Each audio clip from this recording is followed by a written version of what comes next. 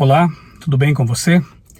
Semana passada foi bastante intensa, como sempre, muitos trabalhos ali na Casa Publicadora Brasileira, onde eu sou editor, bastante estudo, preparação de palestras, sermões, estudos bíblicos, visitas pastorais à noite, enfim, uma semana mais ou menos comum e bastante intensa e graças a Deus por isso, porque é um trabalho feito com amor, com carinho e para Deus e para o semelhante. Mas aproveitei então esse domingo pela manhã para fazer o meu exercício físico, isso é muito importante também. Recomendo a você que está me assistindo o exercício físico, assim como o cuidado com a nossa alimentação, enfim, com aqueles famosos 8 remédios naturais, nos ajudam a ter mais disposição para servir a Deus, a igreja e ao semelhante.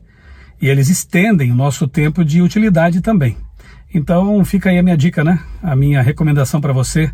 Pratique exercícios físicos, tome algum tempo na semana aí para desenferrujar o esqueleto, tá bom? Enquanto eu praticava meus exercícios, entre uma série e outra, eu me deparei com um comentário feito por um estudante de doutorado na Escócia, em que ele faz ali, eu entendi que ele usa a falácia da falsa dicotomia. Você conhece essa falácia? Ela é muito comum e geralmente ela acaba simplificando as discussões. Apesar de ser um candidato ao doutorado em teologia, essa pessoa a que me refiro lá no Twitter, ele propõe uma ideia que é justamente essa falácia, né, da falsa dicotomia. Transformar uma discussão que pode ser mais ampla, que tenha mais alternativas para serem colocadas sobre a mesa, numa discussão preto e branco, maniqueísta, simplificada.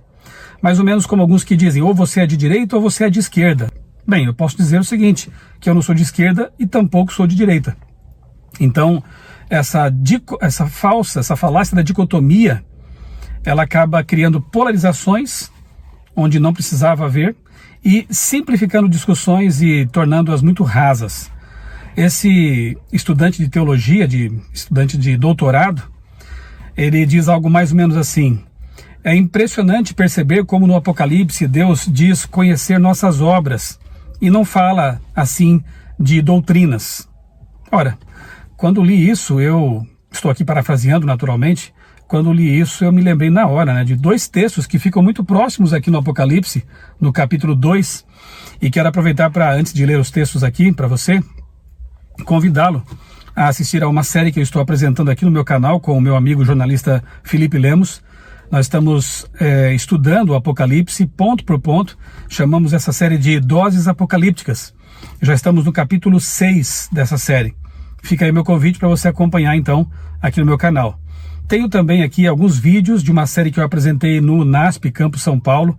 Foram 8 domingos, se eu não me engano. Profecias do Apocalipse, também estão aqui disponíveis em meu canal. Você pode procurar playlist Profecias do Apocalipse e Doses Apocalípticas. É importante estudar a Bíblia mais detalhadamente, com mais responsabilidade, usando uma hermenêutica adequada e evitando essas falácias. Veja o que diz aqui, eu sempre vou ler aqui na Bíbliazinha que eu carrego no meu carro, né, o Novo Testamento, Salmos e Provérbios, sempre andei com ela aqui em meu carro. E aqui no Apocalipse capítulo 2, versos 13 e 14, lemos assim: conheço as tuas obras e onde habitas, que é onde está o trono de Satanás, e retens o meu nome, e não negaste a minha fé, ainda nos dias de Antipas, minha fiel testemunha, o qual foi morto entre vós, onde Satanás habita. Ok? Todas as cartas aqui, as famosas 7 cartas, né, as 7 igrejas, trazem o fato de que Deus conhece nossas obras e, obviamente, valoriza nossas obras. Mas olha o que diz o verso 14. Mas umas poucas de coisas tenho contra ti, porque tens lá os que seguem a doutrina de Balaão, o qual ensinava Balaque a lançar tropeços diante dos filhos de Israel para que comessem dos sacrifícios da idolatria e se prostituíssem. Em algumas traduções mais modernas, né, traz aqui a imoralidade sexual, coisa que alguns também querem minimizar ultimamente aí como se não fosse pecado, né? Pecado tem várias facetas e uma delas, sim, é a imoralidade sexual. Bem, no mesmo capítulo, 2 versos seguidos, né, nós encontramos aqui a questão das obras e a questão da doutrina. Depois, um pouquinho mais adiante aqui no verso 24, lemos assim: mas eu vos digo a vós e aos restantes que estão em Tiatira, a todos quantos não têm esta doutrina, e não conheceram, como dizem as profundezas de Satanás, que outra carga vos não porei. Veja, é lamentável quando pessoas, inclusive pessoas que têm um conhecimento teológico aí razoável, né? Elas tentam dicotomizar assuntos bíblicos, tentam criar falácias, né, como essa do falso dilema, como se obras e doutrinas fossem antagônicas. Basta você ler Paulo e Tiago, por exemplo. O apóstolo Paulo diz que o justo viverá pela fé, ecoando lá o profeta Abacuque. E Tiago diz que a fé sem obras é morta. Então as duas coisas andam de mãos dadas. Aquele que tem a fé verdadeira praticará as obras correspondentes a essa fé.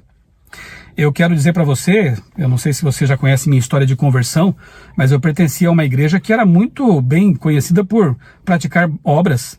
Nós fazíamos muitos trabalhos sociais, eu era engajado em pastorais que tinham um envolvimento social bastante intenso e não deixo de valorizar isso. Continuo fazendo, a gente não fica divulgando as coisas que faz, porque a Bíblia mesmo recomenda a não fazer isso, mas eu entendo que é importante, sim, termos um engajamento social, ajudar as pessoas, né, menos favorecidas a terem uma vida melhor. Eu louvo a Deus porque a Igreja Adventista tem atuado, né, em várias frentes nesse sentido. A ADRA, a ASA, conheço muitas e muitas pessoas, já entrevistei como repórter da CPB, muitas pessoas que desenvolvem projetos maravilhosos em comunidades carentes, em presídios, em prisões, enfim. São os valorosos homens e mulheres, muitas vezes anônimos, que não estão nas redes sociais por aí falando, anunciando, dizendo o que fazem, mas estão fazendo muita coisa por Jesus, para o bem do semelhante. E não foi a questão das obras que me fez mudar de paradigma, de cosmovisão, abraçar o adventismo, abraçar o criacionismo, as doutrinas bíblicas pregadas pelos adventistas. Sim, foram elas que me convenceram. Foi a doutrina de Cristo, da Bíblia, da volta de Cristo, do sábado, do santuário.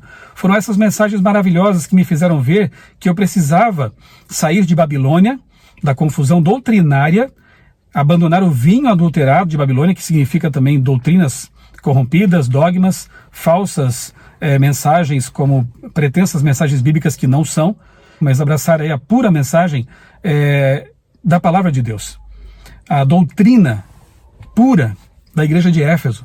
Sim, a Bíblia valoriza muito a doutrina, porque a doutrina é uma expressão da vontade de Deus.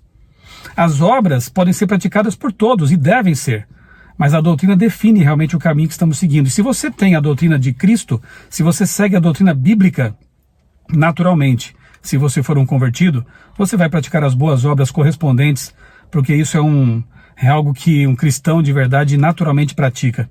Então, procure identificar, quando você se deparar com, né, essas falácias, e perceber que muitas pessoas querem às vezes diminuir, querem reduzir a conversa, querem simplificar algo que não pode ser simplificado. Querem dicotomizar algo que não precisa e não deve ser dicotomizado. Nós precisamos abraçar a doutrina verdadeira, bíblica, porque a Bíblia é a palavra infalível de Deus, nossa regra de fé e prática, e dela que vem as doutrinas que devem servir de diretrizes para a nossa vida. Repito, foram as doutrinas de Cristo na Bíblia que me tornaram o adventista do sétimo dia que eu sou, e eu louvo a Deus porque um dia essas doutrinas me alcançaram. Deixei de praticar boas obras? Jamais. Na verdade, eu entendi que havia uma obra muito maior a ser feita pelas pessoas. É uma obra de autodoação. E eu entendo que quando nós damos estudos bíblicos, por exemplo, ensinando doutrinas para as pessoas, elevando Jesus a essas pessoas, nós nos envolvemos na vida delas. E quantas vezes ajudamos essas pessoas em suas necessidades mais imediatas?